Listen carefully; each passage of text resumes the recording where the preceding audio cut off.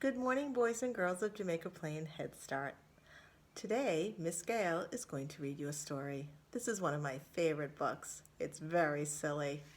It's called Moustache.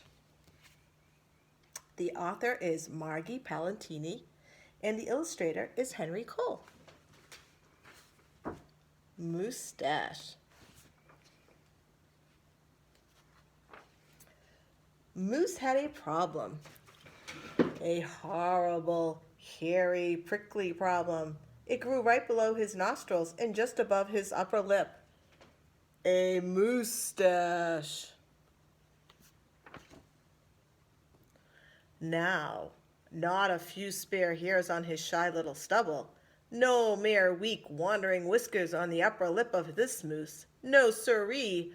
Moose had a big, bushy, bristly, mighty moustache, but a moustache that was a burly, surly, mangy mess, and it itched a lot.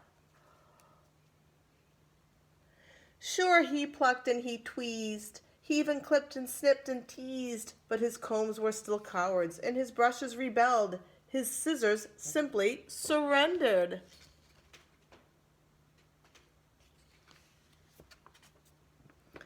Moose was in a frizzy tizzy.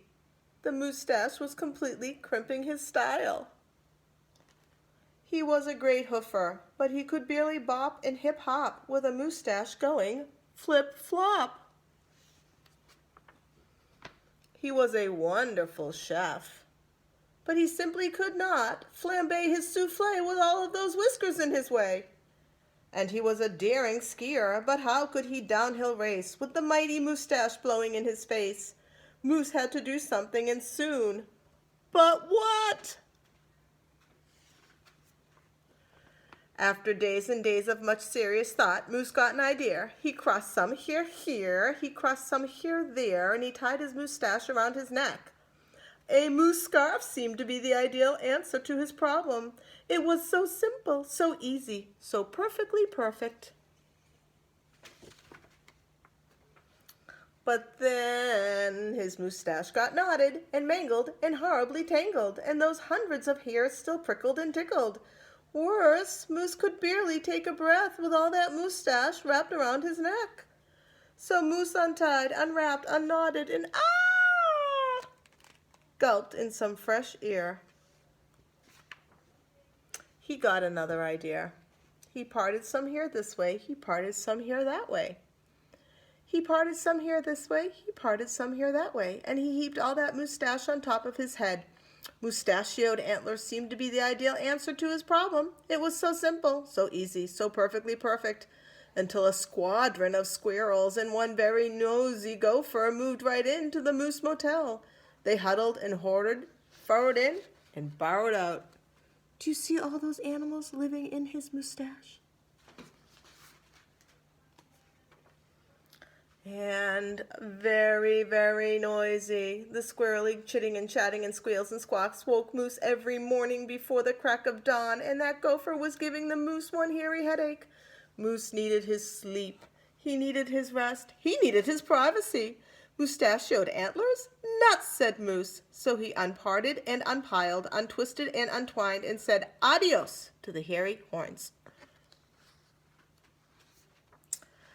But what now? What? The miserable moose took hold of a hunk of hair, and he wrestled it, then roped it. He tethered, tied, tamed. A moose tail. Now that was so simple, that was so easy, that was so, not so perfectly perfect. Talk about a dizzy do. Moose didn't know if he was coming or going. Backward, forward, this way, that. He didn't know which end was which. Moose had to bail on the tail. And so he thought and thought and thought some more, but no other idea was a worthy winner. Braids were a bother. A moustache sweater? Too sweltering. Net? Not. Poor Moose. His problem was truly terrible, unbearable, just downright sad. He felt so alone, he didn't know what else to do. Then call it fate, call it destiny. It was probably dumb luck, but one day Moose tripped up on his moustache and just in time to duck. Oomph!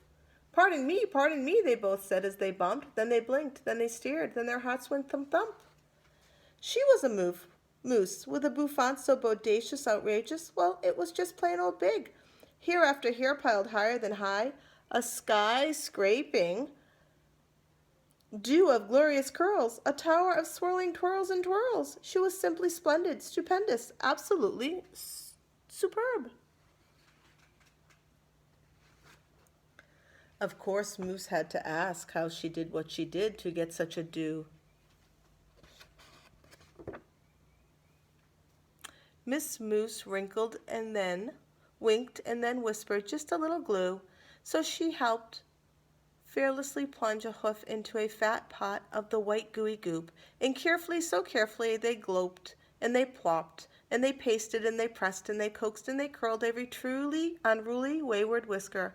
Around and around they tweaked and twirled those horrible hairs, until Moose's once mangy mess was now a wondrous, winding wave of marvelous moustache. Moose gazed in the mirror and smiled a broad, moosey smile. He was so happy, so glad, just giddy with glee. He looked dashing and handsome. Moose gushed, "Is that really me?"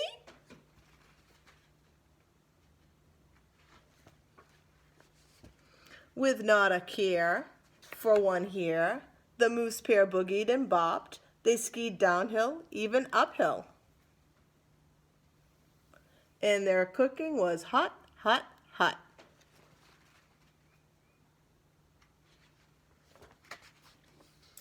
So, of course, it wasn't long. After that, Moose and his moustache and his beautiful bride fox-trotted and tangled and waltzed down the aisle. Good hair days, bad hair days. They vowed to love and to cherish, and with hearts heaped with love and pots filled with goop, they both sighed, "I do," glue, and promised never to part. It was so simple, so easy, so perfectly perfect, and it stuck. I hope you enjoyed the story. Stay well, everyone.